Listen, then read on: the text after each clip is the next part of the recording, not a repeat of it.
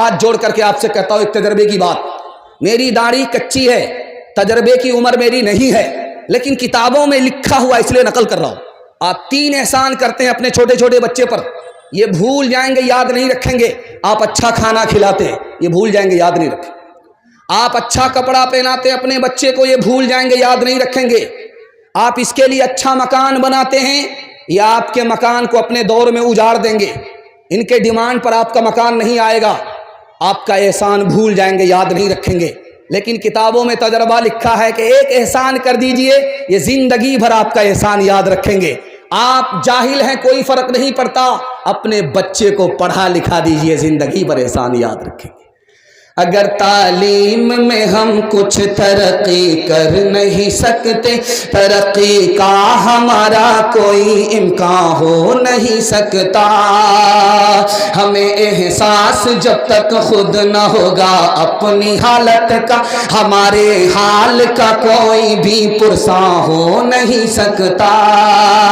اگر تعلیم کی مشکل پہ قابو پا نہیں سکتے، تو ہم سے کوئی مشکل کام آسان ہو نہیں سکتا۔ کرے تہذیب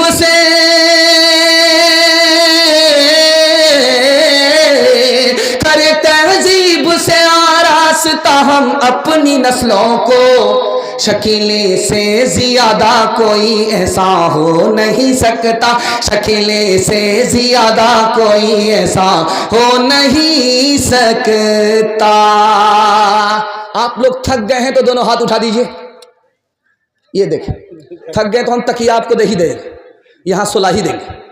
اللہ کا شکر ہے 3 پیغام نکل گئے، 4تھا پیغام آپ کی خدمت میں آ رہا ہے۔ پہلے ڈاکٹر بنانے سے پہلے اپنے بچے کو مسلمان بنائیے۔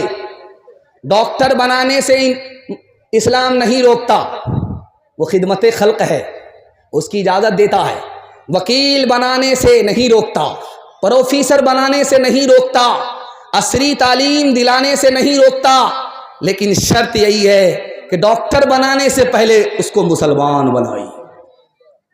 دھیان سے سنیے گا، ابن مبارک محدث کبیر ہے، دعا فرمائیے اللہ ان کو جنت الفردوس میں جگہ عطا فرمائے۔ انہوں نے ایک بچے کو کھڑا کیا کہ بیٹا میرے سوال کا جواب دو، تم نے کچھ پڑھا لکھا ہے کہ نہیں؟ کہ حضور 4 باتوں کا علم ہے، اس کے علاوہ کی مجھ کو ضرورت نہیں، میں نے 4 چیزیں حاصل کر لی ہیں، اس کے بعد مجھے کسی علم کی ضرورت نہیں۔ سر چکرا گیا کہ بچہ کیا بول رہا ہے۔ بچے سے پوچھا کہ بیٹا میں نے سمجھا نہیں، 4 باتوں کا تم کو علم ہے، اس کے بعد کسی علم کی ضرورت نہیں، بات کیا ہے؟ اس بچے نے خلاصہ کیا، مجھے سر کا علم حاصل ہو گیا، مجھے زبان کا علم حاصل ہو گیا، مجھے کان کا علم حاصل ہو گیا، مجھے دل کا علم حاصل ہو گیا، اب کسی علم کی ضرورت نہیں۔ اب بیٹا سر کا علم حاصل ہو گیا، کیا مطلب ہوا؟ کہ سر کا علم حاصل ہو گیا کہ یہ سر خدا کے سامنے جھکے گا، کسی اور کے آگے نہیں جھکے گا۔ دل کا علم ہو گیا کہ اس دل میں صرف خدا بسے گا، کسی اور کی یاد بتا نہیں سکتے۔ زبان کا علم ہو گیا کہ اس زبان سے قرآن پڑھنا ہے۔ کان کا علم ہو گیا کہ قرآن سننا ہے، پڑھنا بھی عبادت، سننا بھی عبادت۔